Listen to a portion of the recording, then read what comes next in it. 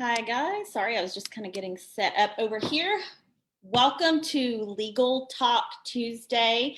Laura and I took the week off last week, and by week off, we did not have the day off at all or the week.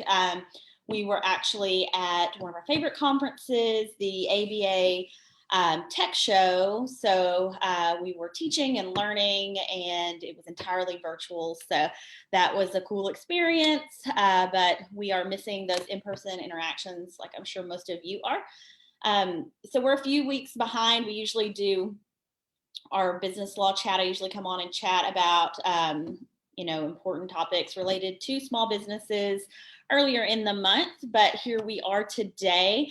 The pandemic has really forced many businesses to pivot their operations and find some alternative ways to actually provide products, services, whatever it is that you are offering. And many businesses have actually shifted entirely to online operations. Some have kind of added online components. And so there are a lot of benefits for doing so. And if you've done that, I'm sure you found a lot of those benefits like reduced overhead, especially if you're online only. You may have added an additional revenue stream that you didn't realize you'd be able to offer, but now you kind of see this as an opportunity. And you may have kind of, emergency / pandemic proofed yourself a bit. So many businesses are actually looking to continue some sort of online business presence, even when the world normalizes a bit. So, which is great. And I think that's fantastic. But many businesses that are looking to kind of continue these things have shifted to the online business in a rush. So we don't necessarily, when we're rushing, we don't necessarily do things super well. Sometimes it can be sloppy. Sometimes, we don't necessarily know all the technology well that we're using. Sometimes it's, just not necessarily efficient because we haven't had time to set up those online virtual remote workflows. So we're kind of scrambling to do that as we go along. But it's not too late to do that, especially if you plan to continue online beyond what you're doing right now. So you can still fine tune those operations. And today I'm going to kind of just briefly go over 4 legal tips for online business success. So the first thing is that if you do have a website or some kind of a landing spot online, you do need to have some terms and conditions set out. These don't have to be super detailed, and it's going to vary based on your industry, based on your activity online, what you're doing, but you do need some sort of terms and conditions to cover yourself on your website. Second, you're going to need client agreements probably. So if it's a product, you might need some kind of a product disclaimer, product agreement. You're still going to need probably some kind of user agreement. But if you are a service provider, then you probably need to add some client agreements, and maybe not necessarily just client facing, public facing on your site.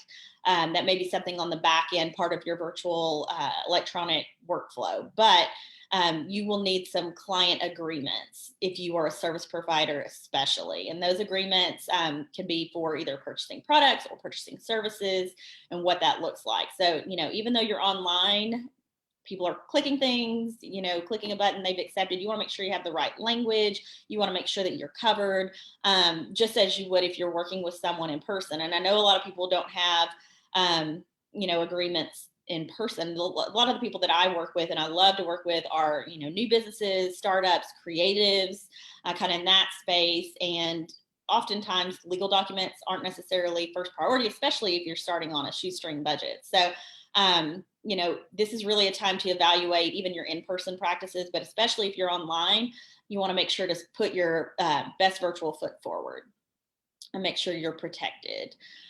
You also, number 3, need to secure your sensitive data. And so we are obviously a virtual business. We are entirely online. Our entire law firm operates that way using technology.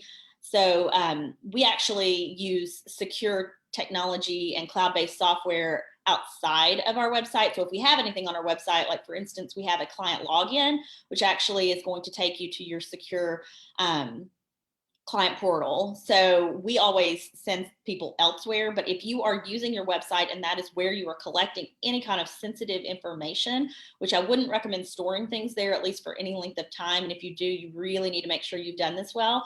But if you're securing, if you're doing any kind of taking any kind of sensitive data, you need to make sure that that is secure. You need to make sure if you're using a merchant services provider, you want to know, their practices and how they're securing that information, the credit card data or whatever they're taking. You want to also make sure that you put privacy policies in place. So, that's both internally for yourself, for your team, the way you're operating, but also you want to have a privacy policy in place so that you're transparent with your clients, with your customers, so that they know that their data is protected. And, we believe here, the more transparency, the better. So you want to let them know, how you're intaking their information, how you're storing it, how you're using their information. And lastly, you want to protect your intellectual property. And by that, I mean, if you have anything that needs to be copyrighted, if you need to trademark something, if you're online, it's really easy to get ripped off. We've done it. We have been ripped off multiple places. We've not done it to other people. People have done it to us. So, and it's always a battle afterwards to clean that up, but you have more teeth, you have more of an argument if you actually have a trademark or you have some kind of property rights to what you are doing. So, make sure that you aren't accidentally ripping off somebody else's, name or any kind of protected intellectual property they have too.